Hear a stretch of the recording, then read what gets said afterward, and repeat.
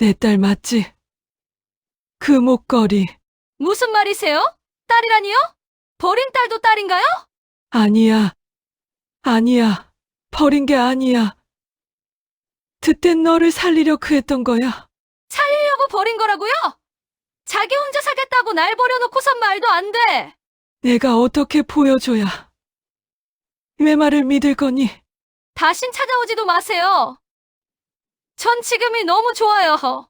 너무 슬픈 사연 같은데요. 끝까지 들어봐 주세요. 사연 듣기 전 무료인 구독과 좋아요 한 번씩 꾹 눌러주세요. 사연 시작하겠습니다. 어두운 골목길을 비추는 가로등이 흔들리고 있습니다. 그 아래로 굽은 허리의 할머니 한 분이 천천히 걸어가고 있습니다. 이지숙 70이 넘은 나이에도 매일같이 이 골목을 헤매고 다니는 할머니입니다. 어디 있을까? 분명히 이 근처에 있을 텐데. 지숙이 작은 목소리로 중얼거립니다. 구부정한 허리로 바닥을 살피며 때로는 쓰레기통 주변까지 뒤지는 모습이 안쓰럽기만 합니다. 동네 사람들은 이미 지숙을 이상한 할머니로 여기고 있습니다. 슈퍼 앞에 모인 아줌마들이 수군거리는 소리가 들립니다. 저 할머니 또 그 목걸이 찾으러 나왔네. 벌써 몇 달째야? 아이고, 치매 아닐까? 매일 같은 소리만 하고. 그러게 말이야. 가족은 어디 있는 건지 혼자 저러고 다니면서 목걸이 하나 때문에 저렇게까지 해야 하나 싶어. 새로 사면 될 텐데. 그냥 지나가자. 말 걸어봤자 또 이상한 소리만 할 거야. 지숙은 그런 시선들을 모른 척하며 계속해서 무언가를 찾고 있습니다. 목걸이, 그것도 아주 오래된 목걸이 하나를 말입니다. 다른 사람들에게는 그저 낡은 장신구에 불과하겠지만 지숙에게는 세상에서 가장 소중한 물건입니다. 사실 지숙에게는 아무도 모르는 깊은 사연이 있습니다. 40년 전 어린 딸 하나를 키우던 시절의 일입니다. 남편을 일찍 잃고 홀로 딸을 키우던 지숙은 생계를 꾸려나가기가 너무나 힘들었습니다. 막막한 현실 앞에서 결국 어쩔 수 없는 선택을 해야 했습니다. 당시 지숙은 작은 식당에서 설거지 일을 하며 하루하루를 버텨나가고 있었습니다. 새벽 5시부터 밤 11시까지 일해도 월세와 생활비를 대기가 빠듯했습니다. 5살 딸은 혼자 집에서 엄마를 기다려야 했고 때로는 끼니를 거를 때도 있었습니다. 엄마, 배고파. 딸이 작은 목소리로 말할 때마다 지숙의 가슴은 찢어질 것 같았습니다. 아이에게 제대로 된 음식 한 끼 차려주지 못하는 자신이 원망스러웠습니다. 냉장고는 대부분 비어 있었고 가끔 이웃에서 나눠준 반찬으로 끼니를 때우는 날들이 많았습니다. 그러던 어느 날 딸이 높은 열에 시달리며 알아누웠습니다. 병원에 데려가야 했지만 진료비가 없었습니다. 지숙은 가지고 있던 모든 돈을 긁어 모아 겨우 응급처치만 받을 수 있었습니다. 그마저도 며칠치 생활비를 포기해야 하는 돈이었습니다. 의사는 말했습니다. 영양실조 증상이 심합니다. 이런 상태가 계속되면 아이의 건강에 심각한 문제가 생길 수 있어요. 당분간은 영양가 있는 음식을 꾸준히 먹여야 합니다. 하지만 지숙에게는 그럴 여력이 없었습니다. 약값조차 부담스러운 상황에서 영양식을 챙겨줄 수는 없었습니다. 그날 밤 지숙은 잠들지 못하고 딸의 잠든 얼굴을 바라보았습니다. 창백한 얼굴, 말라가는 몸. 이렇게 키우다가는 아이가 정말 위험해질 것 같았습니다. 작은 손이 이불을 꼭 쥐고 있는 모습을 보니 눈물이 흘러내렸습니다. 이 아이를 제대로 키워줄 수 없구나. 지숙은 자신의 무능함이 원망스러웠습니다. 남편이 살아있었다면 이런 일은 없었을 텐데.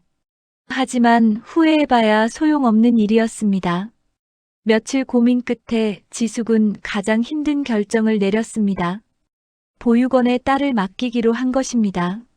적어도 그곳에서라면 제때 밥을 먹고 따뜻한 잠자리에서 잘 수 있을 테니까요. 무엇보다 아이의 건강이 더 나빠지기 전에 결정해야 했습니다. 보육원을 알아보는 것도 쉽지 않았습니다. 동네 이웃들에게 수소문 끝에 겨우 한 곳을 찾을 수 있었습니다. 시립 보육원이었는데 형편이 어려운 아이들을 받아주는 곳이라고 했습니다. 엄마가 곧 데리러 올게. 이 목걸이를 끝까지 간직하고 있어. 보육원 문 앞에서 딸의 목에 작은 목걸이를 걸어주며 했던 말입니다. 은색 체인에 작은 하트 모양의 펜던트가 달린 목걸이였습니다. 그 안에는 My Love라는 영어 글씨가 새겨져 있었습니다. 엄마, 언제 와? 딸이 울먹이며 물었을 때 지숙은 눈물을 참으며 대답했습니다. 금방 올게. 우리 딸 착하게 기다리고 있어. 이 목걸이가 엄마를 기억나게 해줄 거야. 딸은 작은 손으로 목걸이를 만지며 고개를 끄덕였습니다. 엄마, 사랑해. 나도 사랑해. 많이 많이. 그것이 딸과 나눈 마지막 대화였습니다. 하지만 지숙은 딸을 데리러 가지 못했습니다. 돈을 모으려고 더 열심히 일했지만 생활비조차 빠듯한 상황은 나아지지 않았습니다. 1년이 지나고 2년이 지나고 시간이 흐를수록 딸을 찾아갈 용기도 사라져갔습니다. 이렇게 가난한 엄마를 딸이 원할까? 차라리 좋은 가정에 입양되어 행복하게 사는 게 낫지 않을까? 그런 생각들이 지숙을 더욱 주저하게 만들었습니다. 몇 년이 지나 겨우 경제적 여유가 생겼을 때 지숙은 보육원을 찾아갔습니다. 하지만 그곳은 이미 문을 닫은 지 오래였습니다. 딸이 어디로 갔는지, 어떻게 살고 있는지 알 수 있는 방법이 없었습니다. 기록들도 모두 사라진 상태였습니다. 그때부터 지숙은 평생의 죄책감을 안고 살아왔습니다. 딸에게 준 것과 똑같은 목걸이를 하나 더 만들어서 항상 목에 걸고 다녔습니다. 딸을 그리워하며 간직해온 유일한 위안거리였습니다. 그런데 몇 년 전부터 지숙의 기억이 점점 흐릿해지기 시작했습니다. 딸의 얼굴도 이름도 심지어 보육원이 어디였는지조차 가물가물합니다. 다만 한 가지만은 또렷하게 기억하고 있습니다. 딸의 목에 걸어준 그 목걸이의 모습을 말입니다. 병원에서 돌아오는 길이었습니다. 지숙은 정기 검진을 받고 나오다가 계단에서 발을 헛디뎠습니다. 휘청거리며 넘어질 뻔한 순간 손목에 차고 있던 낡은 목걸이 끈이 끊어져 버렸습니다. 지숙이 놀라며 바닥을 살펴봤지만 이미 목걸이는 계단 아래로 굴러 떨어진 뒤였습니다. 그 순간 지숙의 머릿속에는 온통 딸 생각뿐이었습니다. 이 목걸이라도 찾아야 해. 그래야 내 딸을 만날 수 있어. 그날 이후로 지숙은 매일같이 병원 주변과 집 근처를 뒤지고 다니고 있습니다. 혹시라도 누군가 주워서 보관하고 있을지 아니면 어디선가 반짝이며 자신을 기다리고 있을지 모른다는 희망을 품고 말입니다. 내 죄가 조금은 가벼워질까? 지숙이 혼자 중얼거립니다. 다음 날 오후 지숙은 평소보다 일찍 목걸이를 찾으러 나섰습니다. 오늘은 동네 카페 근처까지 가보기로 했습니다. 혹시 그곳에서 목걸이를 본 사람이 있을지도 모르니까요. 작은 카페 문을 열고 들어선 지숙은 잠시 망설였습니다. 이런 곳에 와본 적이 거의 없었거든요.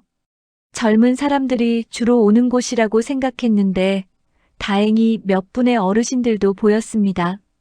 어서 오세요. 친절한 목소리의 직원이 인사했습니다. 혹시 목걸이 하나 주운 분 계신가요? 이 근처에서 잃어버렸는데. 지숙이 조심스럽게 물어봤습니다. 목걸이요? 저희가 받은 건 없는데 잠깐만 확인해 볼게요. 그때였습니다. 카페 구석 테이블에 앉아있던 50대 남성이 지숙을 유심히 바라보기 시작했습니다. 서민우, 한때 보육원 원장이었던 사람입니다. 민우는 지숙의 얼굴을 보는 순간 깜짝 놀랐습니다. 설마 지숙 씨 아닌가? 그런데 이렇게 늙으셨네. 민우의 머릿속에는 40년 전 기억이 떠올랐습니다. 어린 딸을 보육원에 맡기며 눈물을 흘리던 젊은 여자의 모습 말입니다. 민우는 잠시 고민했습니다. 지숙에게 먼저 말을 걸어야 할지 아니면 모른 척 해야 할지. 하지만 그가 가지고 있는 물건 때문에 그냥 지나칠 수는 없었습니다. 혹시 지숙 씨 아니십니까? 민우가 조심스럽게 다가와 물어봤습니다. 지숙은 깜짝 놀라며 고개를 돌렸습니다. 낯선 남자가 자신의 이름을 부르고 있었거든요. 저를 아시나요? 지숙이 불안한 표정으로 물어봤습니다. 예전에 보육원에서 뵌 적이 있습니다. 제가 그때 원장이었거든요. 민우가 미소를 지으며 말했습니다. 지숙의 얼굴이 순간 하얗게 변했습니다. 보육원이라는 단어를 들으니 과거의 아픈 기억들이 한꺼번에 떠올랐습니다. 딸을 맡기던 그날의 일, 다시 찾아가지 못했던 죄책감, 그 모든 것이 가슴을 짓눌렀습니다. 아니에요, 잘못 보셨어요. 지숙은 황급히 자리에서 일어나려 했습니다. 잠깐만요, 지숙 씨. 민우가 지숙의 팔을 살짝 잡았습니다. 제가 드릴 말씀이 있어요. 아주 중요한 이야기입니다. 지숙은 민우의 진지한 표정을 보며 다시 자리에 앉았습니다. 가슴이 두근두근 뛰었지만 혹시나 딸 소식을 들을 수 있을지도 모른다는 희망이 생겼습니다. 그때 우리 아이는 어떻게 됐나요? 지숙이 떨리는 목소리로 물어봤습니다. 민우는 잠시 침묵했습니다. 사실 그에게는 복잡한 사정이 있었습니다. 지숙의 딸은 이미 성공한 사업가가 되어 있었지만 자신의 출생에 대해서는 알고 싶어 하지 않았거든요. 그 아이는 잘 자랐습니다. 지금은 훌륭한 성인이 되어 있어요. 민우가 조심스럽게 대답했습니다. 정말요? 건강하게 잘 자랐나요? 어디에 살고 있나요? 만날 수 있을까요? 지숙의 눈에는 눈물이 맺혔습니다. 민우는 주머니에서 작은 상자를 꺼냈습니다. 그 안에는 낡은 목걸이가 들어 있었습니다. 바로 지숙이 딸에게 주었던, 그리고 지금 찾고 있는 바로 그 목걸이였습니다. 이것, 혹시 아시겠어요? 민우가 목걸이를 보여주었습니다. 지숙은 그 목걸이를 보는 순간 숨이 멎을 것 같았습니다. 은색 체인, 작은 하트 모양 펜던트, 그리고 그 안에 새겨진 마이 러브라는 글씨까지 분명히 딸에게 준 바로 그 목걸이였습니다.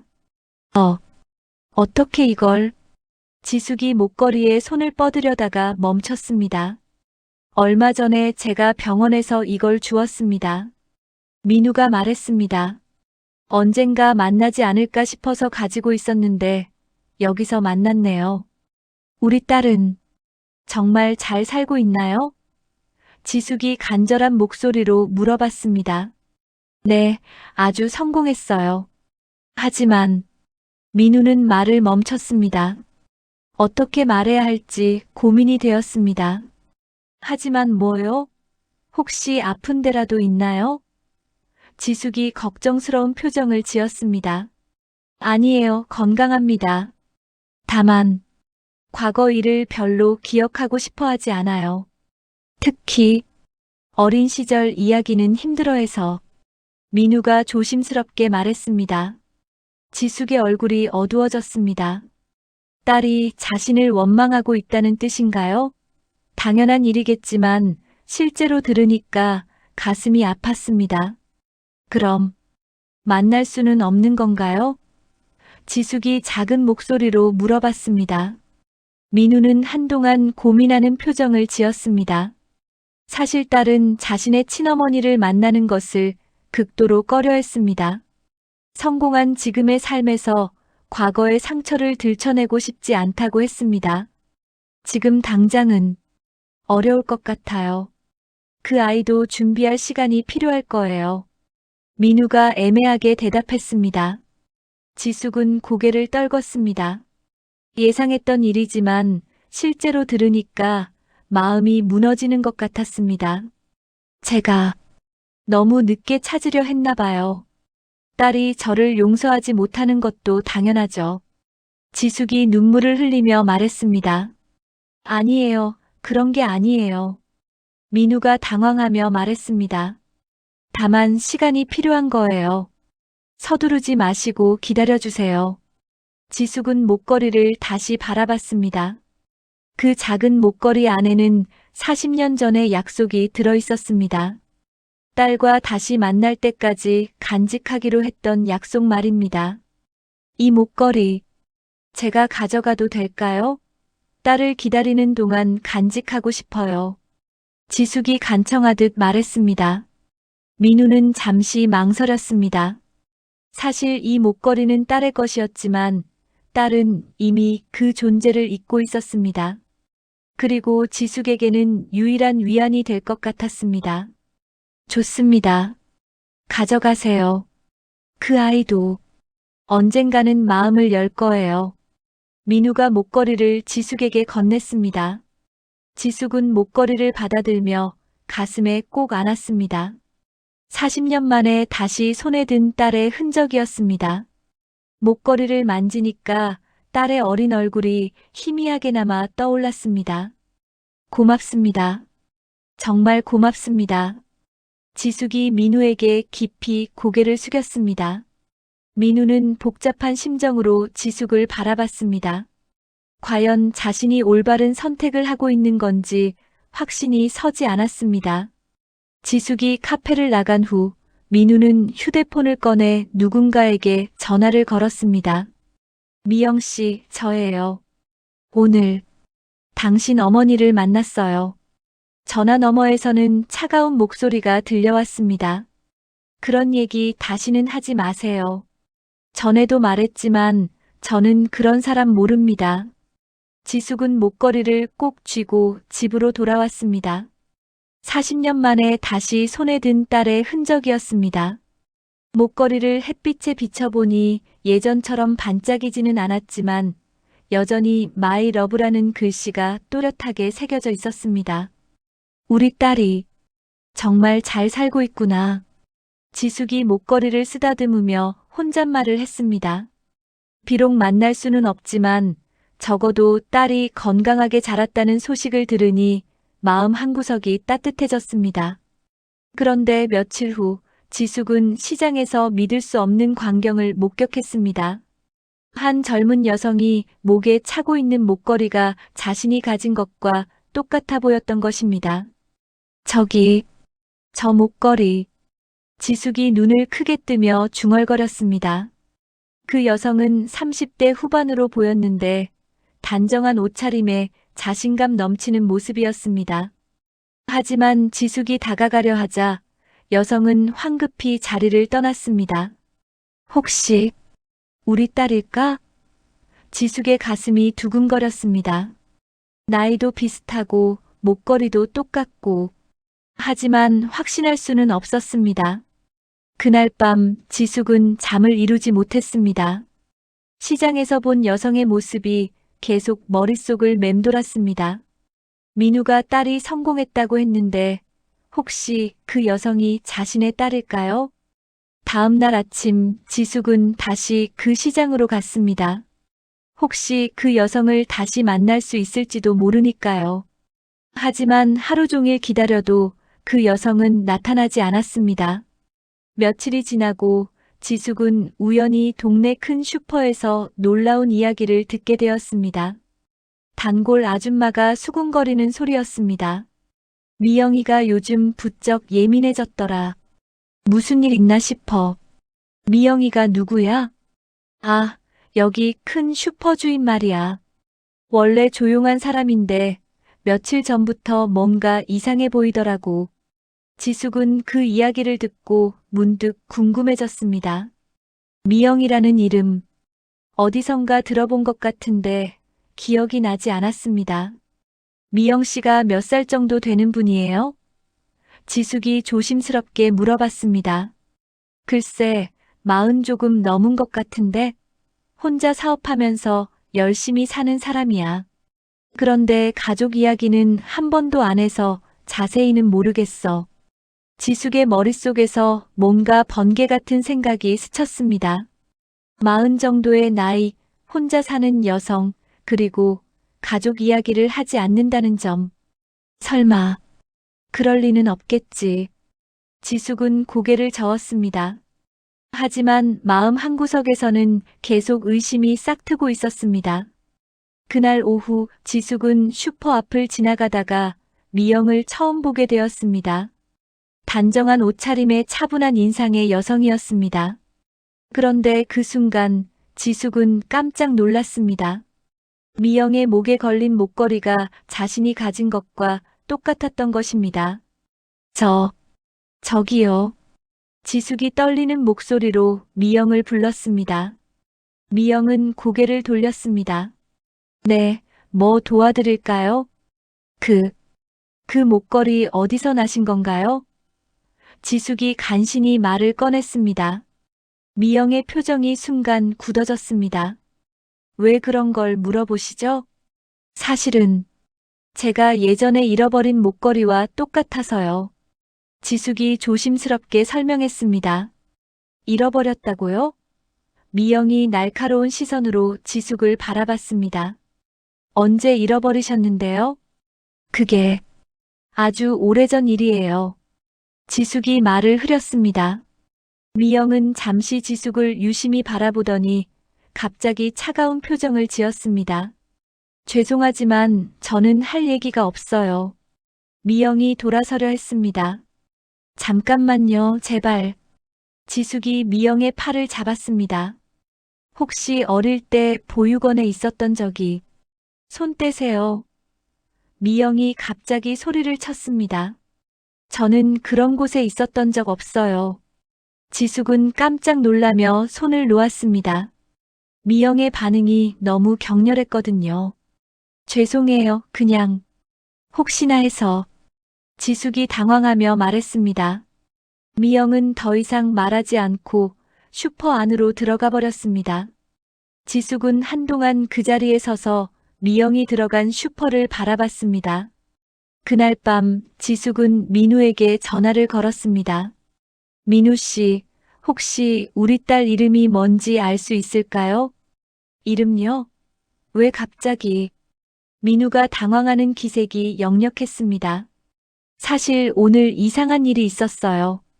동네 슈퍼 주인이 제 거랑 똑같은 목걸이를 하고 있더라고요. 민우는 잠시 침묵했습니다. 사실 그는 지숙의 딸이 바로 미영이라는 것을 알고 있었습니다. 하지만 미영이 절대 만나고 싶어 하지 않는다고 했기 때문에 말하기가 어려웠습니다. 지숙 씨, 너무 성급하게 생각하지 마세요. 목걸이가 비슷한 건 우연일 수도 있어요. 민우가 조심스럽게 말했습니다. 하지만 똑같았어요. 정말 똑같았다고요. 지숙이 간절하게 말했습니다. 그래도 확실하지 않은 상황에서 섣불리 접근하시면 안 돼요. 상대방이 불편해할 수도 있고. 민우가 말을 흐렸습니다. 지숙은 민우의 말에서 뭔가 이상함을 느꼈습니다. 왜 그렇게 만류하는 걸까요? 혹시 숨기고 있는 게 있는 건 아닐까요?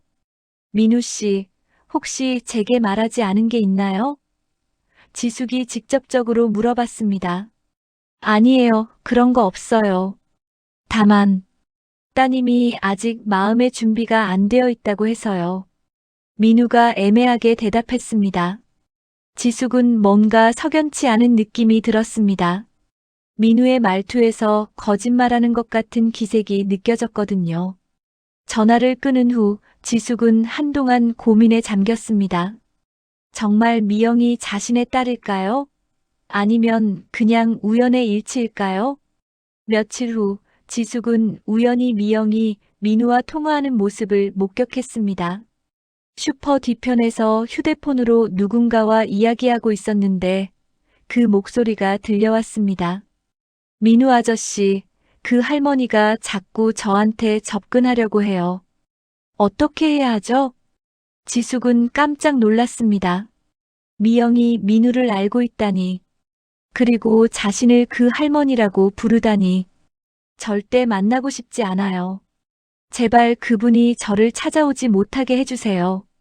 지숙은 그 말을 듣고 가슴이 무너지는 것 같았습니다. 정말 미영이 자신의 딸이었던 것입니다. 그런데 딸은 자신을 만나고 싶어 하지 않는다고 했습니다. 내가 정말 미움받고 있구나. 지숙의 눈에 눈물이 맺혔습니다.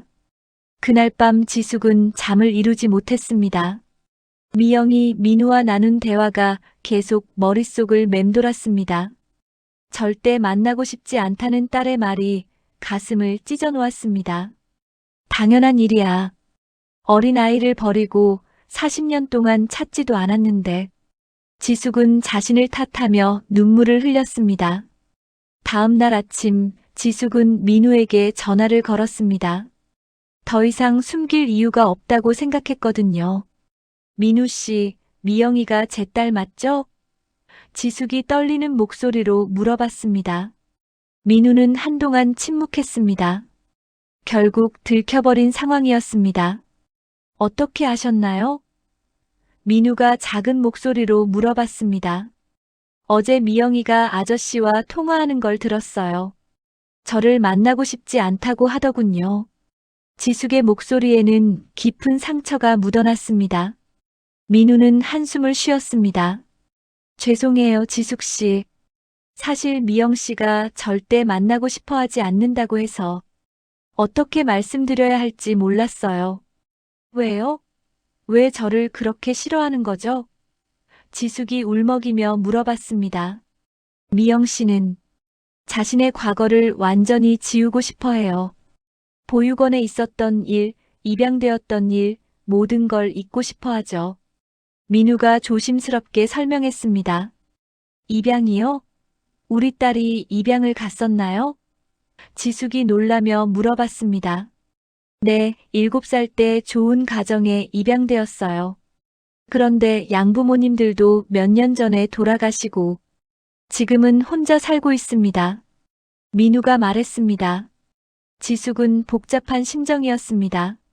딸이 좋은 가정에서 자랐다니 다행이지만 동시에 자신이 전혀 모르는 사이에 그 모든 일들이 일어났다는 게 마음 아팠습니다. 그럼 미영이는 저를 원망하고 있는 거군요?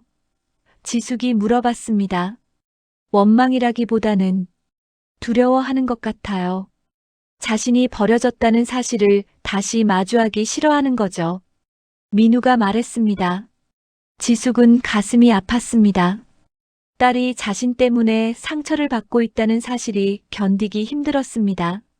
제가 미영이에게 사과라도 할 수 있을까요? 직접 만나서 말이에요. 지숙이 간청하듯 말했습니다. 그건 정말 어려울 것 같아요. 미영 씨가 워낙 거부감을 느끼고 있어서. 민우가 난색을 표했습니다. 그때 민우의 휴대폰이 울렸습니다. 미영에게서 온 전화였습니다. 잠깐만요, 지숙 씨. 민우가 전화를 받았습니다. 민우 아저씨, 그 할머니 때문에 너무 힘들어요. 어제도 슈퍼 앞에서 기다리고 계시더라고요. 미영의 목소리가 들려왔습니다. 지숙은 그 말을 듣고 자신도 모르게 눈물을 흘렸습니다. 딸에게 고통을 주고 있었던 것입니다. 알겠어요, 미영 씨. 제가 다시 한번 말씀드릴게요. 민우가 전화를 끊었습니다. 지숙 씨, 들으셨죠? 미영 씨가 너무 힘들어하고 있어요. 부탁인데 당분간은 접근하지 말아주세요. 민우가 조심스럽게 말했습니다. 지숙은 고개를 떨궜습니다. 딸을 찾았지만 다가갈 수 없는 상황이었습니다. 그럼 저는 어떻게 해야 하나요? 평생 이렇게 멀리서만 바라보고 살아야 하는 건가요? 지숙이 절망적인 목소리로 물어봤습니다. 민우는 한동안 고민하더니 입을 열었습니다. 사실 제가 중간에서 전해드릴 수는 있어요. 지숙 씨의 마음을 미영 씨에게 편지로라도. 정말요? 그렇게 해주실 수 있나요? 지숙의 눈이 반짝였습니다. 다만 조건이 있어요. 절대 직접 만나려고 하시면 안 되고 미영 씨가 거부하면 더 이상 연락하지 않겠다고 약속하셔야 해요. 민우가 말했습니다. 지숙은 잠시 생각했습니다. 비록 직접 만날 수는 없지만 적어도 자신의 마음을 전할 수 있다면 그것만으로도 감사한 일이었습니다. 약속할게요. 미영이가 싫어한다면 더 이상 괴롭히지 않을게요. 지숙이 고개를 끄덕였습니다. 그럼 편지를 써보세요. 진심을 담아서요. 제가 미영 씨에게 전해드릴게요. 민우가 말했습니다. 지숙은 집으로 돌아와 편지를 쓰기 시작했습니다. 40년 동안 하고 싶었던 말들을 종이에 적어 내려갔습니다. 미영아, 엄마가 너무 미안하다. 어린 너를 혼자 두고 떠나서 정말 미안해. 하루도 너를 잊은 적이 없었단다. 매일 밤 너를 생각하며 눈물을 흘렸어. 편지를 쓰면서 지숙은 계속 눈물을 흘렸습니다. 그동안 마음속에 담아두었던 모든 미안함과 그리움을 쏟아내고 있었습니다. 며칠 후 민우는 지숙의 편지를 가지고 미영을 찾아갔습니다. 슈퍼 문을 닫고 난 후였습니다. 미영 씨, 그분이 편지를 써오셨어요. 민우가 편지를 내밀었습니다. 미영은 편지를 보고 잠시 망설였습니다. 읽고 싶지 않아요. 한 번만 읽어보세요. 그분이 얼마나 미안해하고 계신지. 민우가 설득했습니다. 미영은 결국 편지를 받아들었습니다. 하지만 읽지는 않고 그냥 서랍에 넣어버렸습니다. 아저씨, 저는 정말 과거로 돌아가고 싶지 않아요. 지금의 제 삶이 좋아요. 미영이 단호하게 말했습니다. 민우는 안타까운 마음이었지만 더 이상 강요할 수는 없었습니다. 알겠어요. 하지만 언젠가는 마음이 바뀔 수도 있잖아요. 민우가 말했습니다. 절대 그런 일은 없을 거예요. 미영이 냉정하게 대답했습니다. 그날 밤 미영은 혼자 집에 앉아 서랍에 넣어둔 편지를 바라봤습니다. 읽고 싶지는 않았지만 계속 마음에 걸렸습니다. 결국 미영은 편지를 꺼내 읽기 시작했습니다. 지숙의 간절한 마음이 담긴 글을 보며 눈물이 흘러내렸습니다. 하지만 미영은 고개를 저었습니다. 늦었어. 너무 늦었어. 미영은 편지를 다시 서랍에 넣고는 목걸이를 만지작거렸습니다. 어릴 적 유일한 기억 속의 물건이었지만 지금은 괴로운 과거의 상징일 뿐이었습니다. 다음 날 민우는 지숙에게 전화를 걸었습니다. 지숙 씨, 편지 전해드렸는데 미영 씨가 아직 마음을 열지 않네요. 지숙은 예상했던 일이라며 담담하게 받아들였습니다. 그래도 제 마음을 전할 수 있어서 감사해요. 하지만 지숙의 마음속에는 여전히 희망이 남아 있었습니다. 언젠가는 미영이 마음을 열 날이 올 것이라고 믿고 있었습니다. 며칠이 지났지만 미영으로부터는 아무런 소식이 없었습니다. 지숙은 매일 민우에게 전화를 걸어 혹시 미영이 마음을 바꿨는지 물어봤지만 대답은 항상 같았습니다. 아직은 시간이 더 필요한 것 같아요, 지숙 씨. 지숙은 점점 초조해졌습니다. 딸을 찾긴 했지만 만날 수 없다는 현실이 더욱 괴로웠습니다. 차라리 모르고 사는 게 나았을지도 모른다는 생각까지 들었습니다. 그러던 어느 날 지숙은 동네에서 이상한 소문을 듣게 되었습니다. 미용실에서 머리를 하던 중이었습니다. 미영이가 요즘 너무 이상해 보이더라. 맨날 울적한 표정이고. 그러게 원래 밝은 사람인데 말도 별로 안 하고. 혹시 무슨 사연이라도 있나? 글쎄, 며칠 전에 어떤 할머니랑 이야기하는 걸 봤는데 그 후부터 그런 것 같아. 지숙은 그 말을 듣고 가슴이 철렁했습니다. 혹시 자신 때문에 미영이 힘들어하는 건 아닐까요? 미용실을 나온 지숙은 바로 슈퍼로 향했습니다. 멀리서나마 미영의 모습을 확인해 보고 싶었습니다. 슈퍼 앞에 도착한 지숙은 유리창 너머로 미영을 바라봤습니다.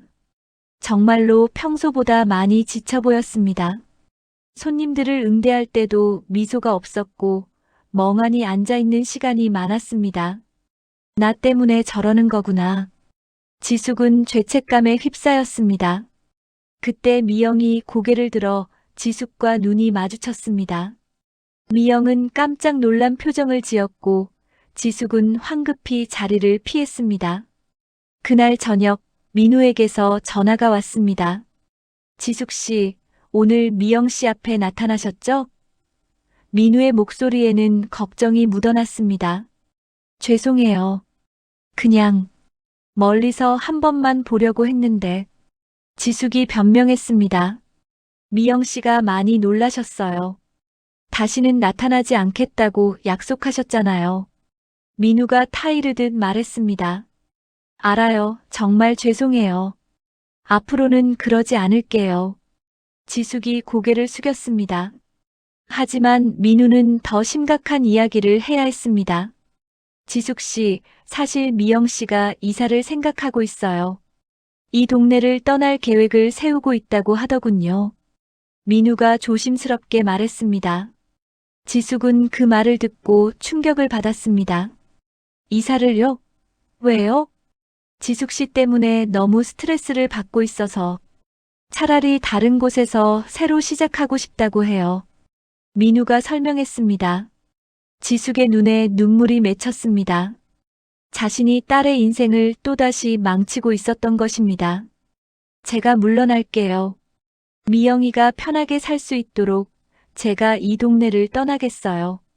지숙이 울먹이며 말했습니다. 그럴 필요까지는 없어요, 지숙 씨. 다만 당분간은 거리를 두시는 게 좋을 것 같아요. 민우가 말했습니다. 그날 밤 지숙은 깊은 고민에 빠졌습니다. 평생을 기다려 찾은 딸인데 결국 또다시 멀어져야 하는 상황이었습니다. 다음 날 아침 지숙은 중요한 결심을 했습니다. 미영에게 마지막 편지 하나만 더 써서 보내기로 한 것입니다. 미영아, 엄마가 마지막으로 하고 싶은 말이 있단다. 내가 힘들어한다는 소식을 들으니 마음이 너무 아프구나. 엄마는 이제 너를 괴롭히지 않을게. 다만 한 가지만 알아줬으면 해. 엄마가 너를 버린 게 아니라 너를 사랑해서 그런 거였어. 내가 더 좋은 환경에서 자랄 수 있기를 바랐던 거야. 엄마의 마지막 소원은 내가 행복한 거란다. 그러니 제발 행복하게 살아줘. 엄마는 멀리서 너를 응원할게. 편지를 다 쓴 지숙은 민우에게 전화를 걸었습니다. 민우 씨, 마지막 편지 하나만 더 전해주실 수 있나요? 그 후에는 정말 연락하지 않을게요. 지숙이 간청했습니다. 민우는 잠시 망설이다가 승낙했습니다. 알겠어요. 마지막이라고 약속하시는 거죠? 네, 약속해요. 지숙이 단호하게 대답했습니다. 며칠 후 민우는 지숙의 편지를 가지고 다시 미영을 찾아갔습니다. 미영 씨, 지숙 씨가 마지막 편지를 보내셨어요. 이제 더 이상 연락하지 않겠다고 약속하셨고요. 민우가 편지를 내밀었습니다. 미영은 이번에는 편지를 바로 받아들였습니다. 뭔가 달라진 분위기를 느꼈거든요. 편지를 읽은 미영의 눈에 눈물이 흘러내렸습니다. 지숙의 진심 어린 마음이 전해졌기 때문입니다. 아저씨, 정말 그분이 저를 버린 게 아니었을까요? 미영이 떨리는 목소리로 물어봤습니다. 그럼요. 지숙 씨는 정말 어쩔 수 없는 상황이었어요. 당시에 워낙 가난해서. 민우가 설명했습니다. 미영은 한동안 침묵했습니다. 그동안 품고 있던 원망이 조금씩 누그러지는 것 같았습니다. 그래도 아직은 만날 마음의 준비가 안 되어 있어요. 미영이 조심스럽게 말했습니다. 충분히 이해해요. 시간을 두고 천천히 생각해 보세요. 민우가 위로했습니다.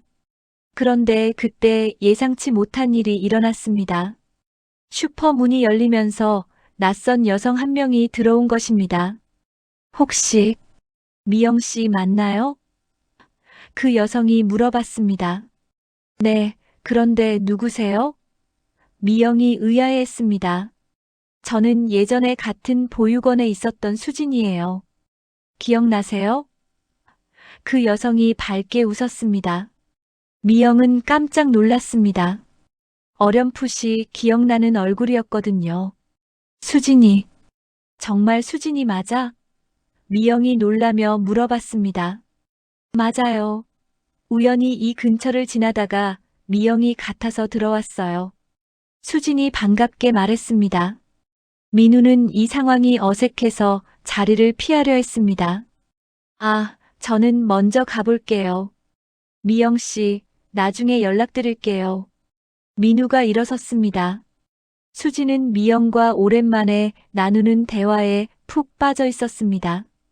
미영아, 그런데 너 친엄마 찾아본 적 있어?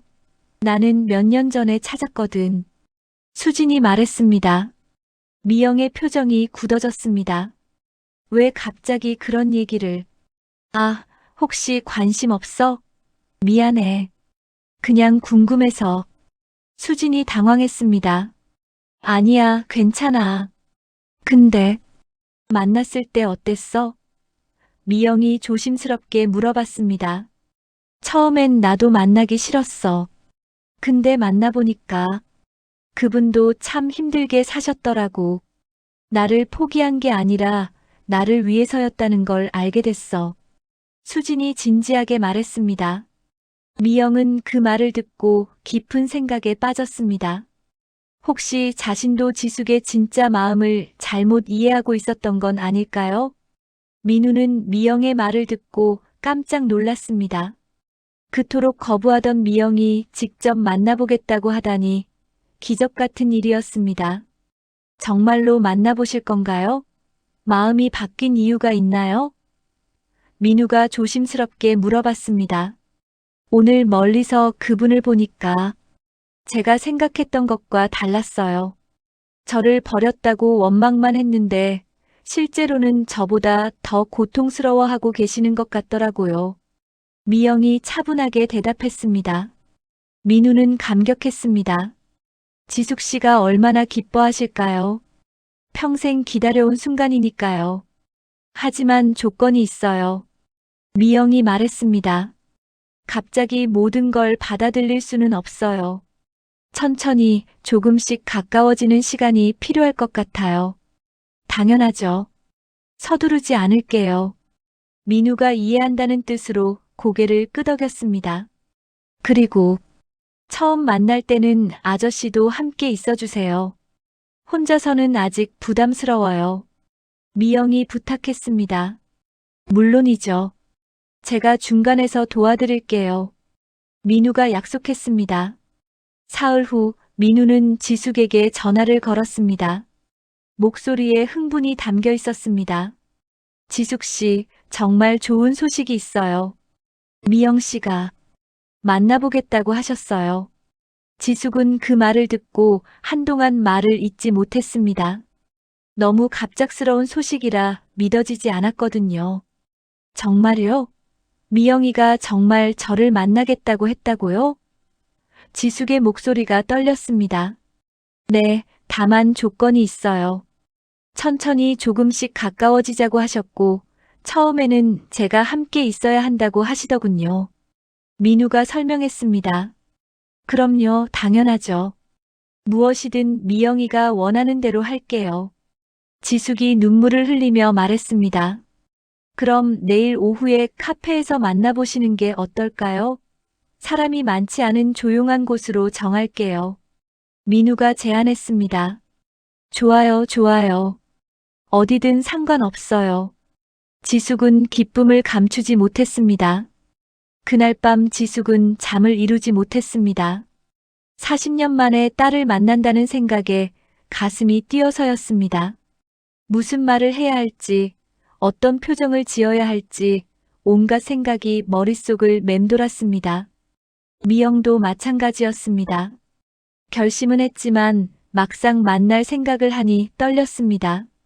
40년이라는 세월이 두 사람 사이에 놓여 있었으니까요. 다음 날 오후 약속된 카페에서 운명적인 만남이 이루어졌습니다. 지숙이 먼저 도착해서 민우와 함께 기다리고 있었습니다. 긴장되시죠? 민우가 떨고 있는 지숙의 손을 보며 물어봤습니다. 너무 떨려서 심장이 터질 것 같아요.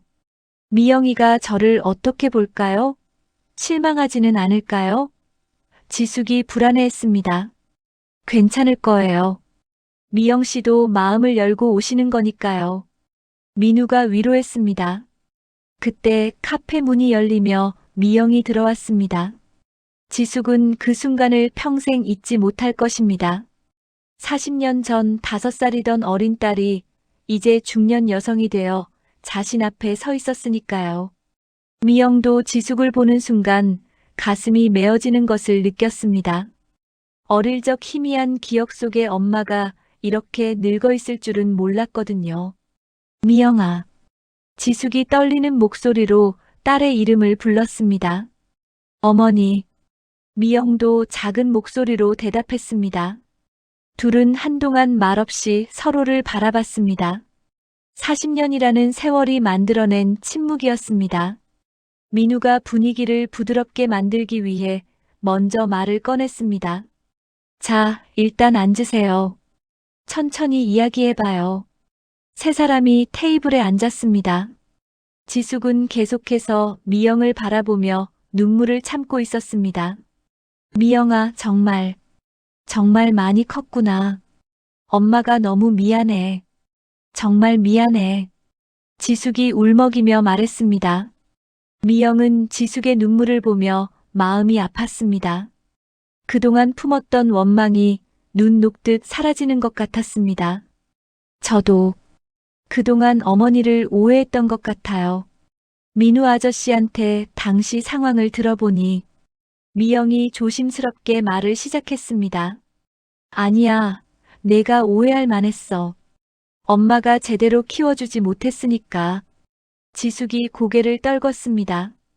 그런 게 아니에요. 어머니도 어쩔 수 없는 상황이셨잖아요. 저는 그동안 그걸 이해하지 못했어요. 미영의 목소리에도 눈물이 섞였습니다. 지숙은 가방에서 목걸이를 꺼내 미영에게 보여줬습니다. 이거 내가 어렸을 때 목에 걸어준 그 목걸이야. 엄마가 똑같은 걸 만들어서 평생 간직하고 있었어. 지숙이 목걸이를 내밀었습니다. 미영은 그 목걸이를 보고 깜짝 놀랐습니다. 자신이 목에 하고 있는 것과 정말 똑같았거든요. 저도 이걸 가지고 있어요. 미영이 자신의 목걸이를 꺼내 보여줬습니다. 두 개의 똑같은 목걸이가 테이블 위에 나란히 놓였습니다. 모녀를 이어주는 유일한 끈이었던 그 목걸이가 이제 두 사람을 다시 만나게 해준 것입니다. 정말 똑같네요. 미영이 감탄했습니다. 엄마가 너를 잊지 않겠다는 약속이었어. 언젠가 다시 만날 때까지 간직하겠다고 했던 약속. 지숙이 눈물을 흘리며 말했습니다. 미영도 더 이상 눈물을 참을 수 없었습니다.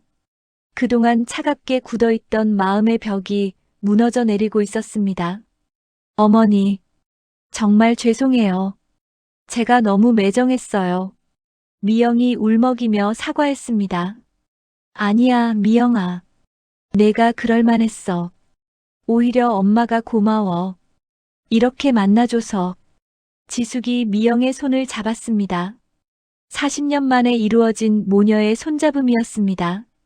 서로의 손에서 느껴지는 온기가 그동안의 모든 아픔을 치유해주는 것 같았습니다.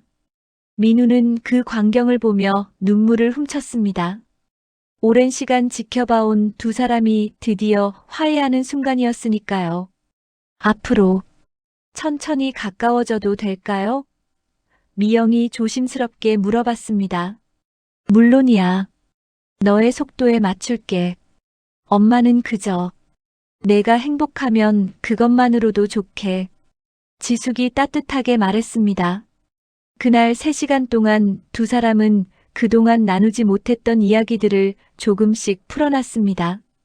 서로의 삶에 대해, 그리고 앞으로의 관계에 대해 이야기했습니다. 헤어질 때 미영이 말했습니다. 다음 주에 다시 만날 수 있을까요?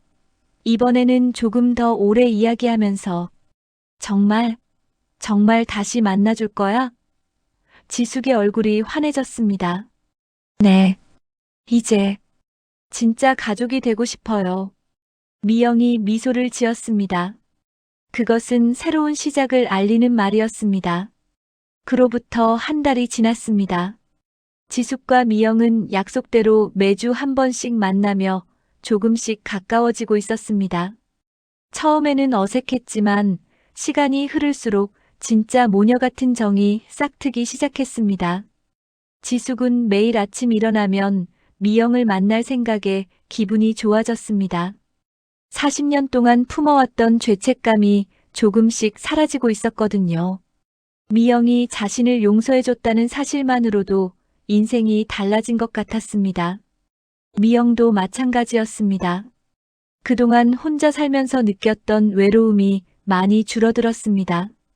비록 40년이라는 세월이 흘렀지만 엄마가 있다는 것만으로도 마음이 든든해졌습니다. 어느 일요일 오후 두 사람은 공원을 산책하고 있었습니다. 민우는 이제 중간 역할을 하지 않아도 될 만큼 두 사람이 편해졌다고 생각했습니다. 엄마, 어렸을 때 제가 어떤 아이였나요? 미영이 궁금해하며 물어봤습니다.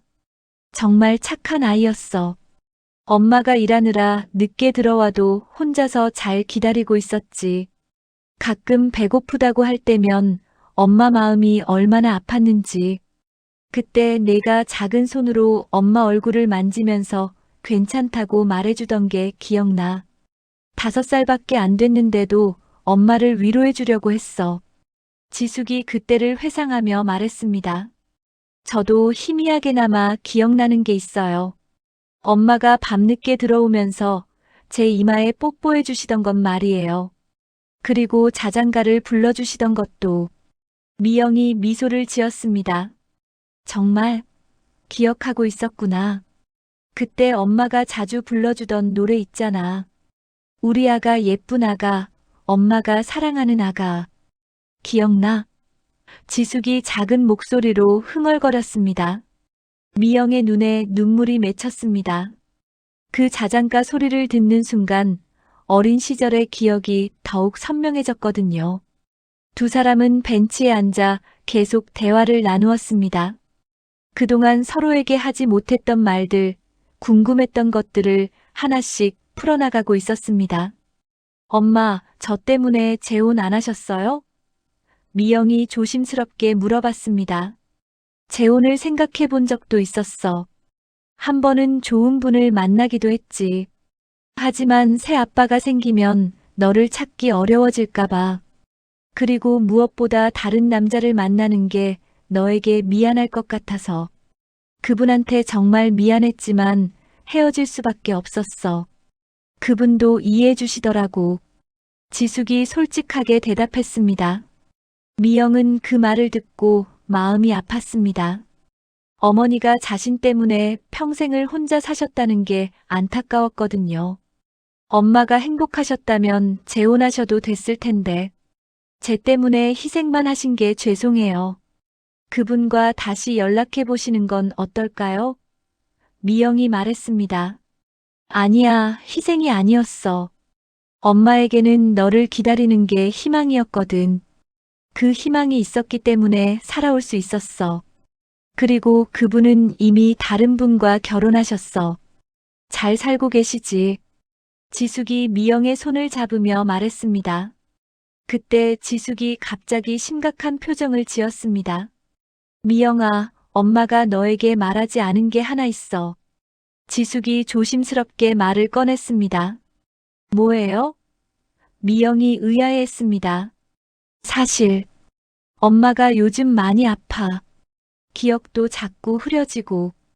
어제는 집에서 길을 잃을 뻔했어. 아는 동네인데도 갑자기 어디인지 모르겠더라고. 지숙이 힘겹게 말했습니다. 미영은 깜짝 놀랐습니다. 어디가 아프세요? 병원은 다니고 계신가요? 치매 초기 단계래. 아직은 괜찮지만 언젠가는 너를 알아보지 못할 날이 올지도 몰라. 그래서 더 걱정이 돼. 이제 막 찾은 너를 기억하지 못하게 될까봐. 지숙의 목소리가 떨렸습니다. 미영의 얼굴이 하얗게 변했습니다. 이제 막 찾은 어머니를 또다시 잃을 수도 있다는 생각에 두려워졌습니다. 그럼 더 자주 만나야겠어요. 엄마가 저를 기억할 수 있을 때 더 많은 시간을 보내고 싶어요. 아니, 제가 엄마를 돌봐드릴게요. 혼자 사시면 위험하잖아요. 미영이 간절하게 말했습니다. 그럴까? 엄마도 그렇게 하고 싶어. 하지만 너한테 부담 주기 싫은데. 지숙이 걱정스러워했습니다. 부담이 아니에요. 40년 동안 못다한 효도를 이제라도 하고 싶어요. 미영이 단호하게 말했습니다. 그날부터 두 사람은 거의 매일 만나기 시작했습니다.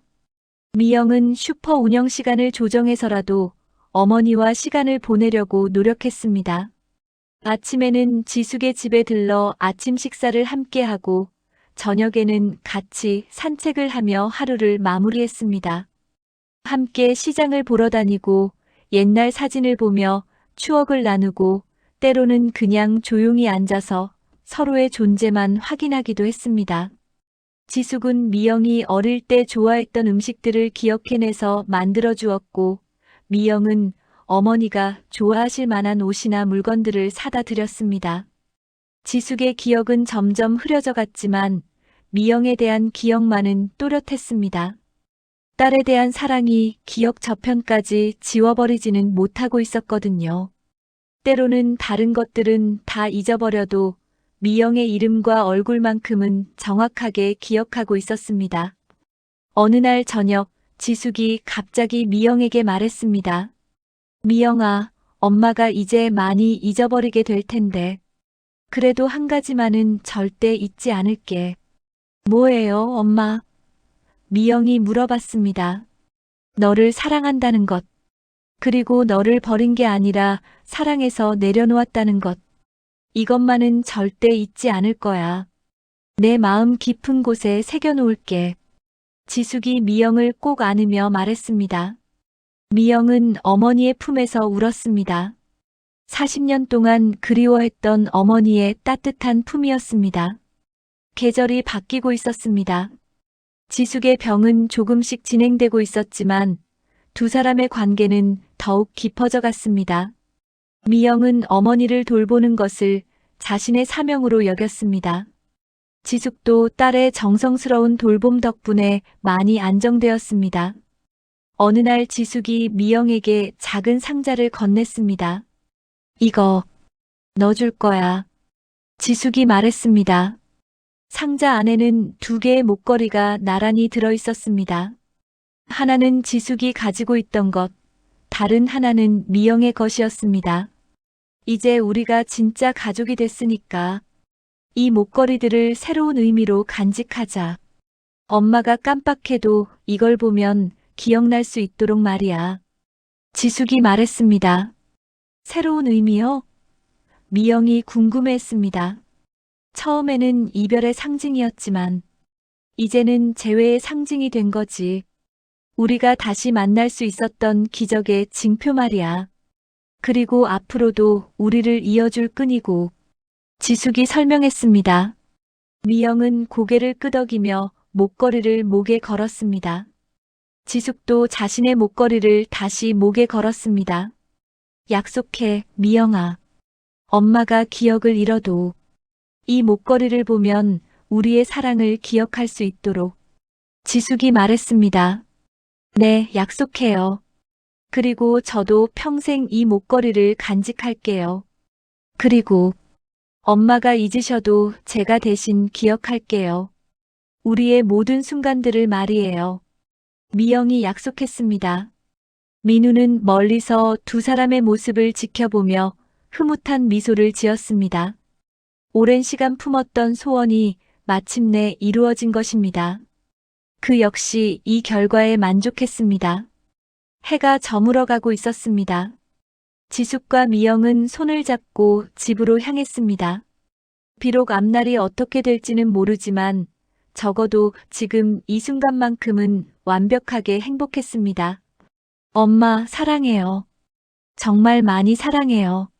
미영이 지숙의 팔짱을 끼며 말했습니다. 나도 사랑해, 우리 딸. 세상에서 가장 사랑해. 지숙이 대답했습니다. 두 사람의 목에는 똑같은 목걸이가 석양에 반짝이고 있었습니다. 40년의 시간을 견뎌낸 사랑의 증표였습니다. 그들의 이야기는 끝이 아니라 새로운 시작이었습니다. 진실한 사랑은 시간과 상처를 모두 치유할 수 있다는 것을, 용서는 때로 기적을 만들어낸다는 것을 보여주는 이야기였습니다. 그리고 가족이란 혈연만이 아니라 마음으로 이어지는 것임을 증명하는 따뜻한 결말이었습니다. 핏줄은 어쩔 수가 없죠. 어떤 엄마가 딸이 싫어서 떼어놓겠어요? 여자는 약해도 엄마는 강하다는 말이 괜히 있는 게 아니죠. 곁에 계신 부모님 살아계실 때 전화 자주 드리고 얼굴 자주 보여드리세요. 나중에 잘해드리고 싶어도 안 계시면 해드릴 수가 없습니다. 오늘 사연은 여기까지입니다. 무료인 구독과 좋아요 꼭 한번 눌러주세요. 사연 만드는데 큰 힘이 됩니다. 행복한 하루 되세요.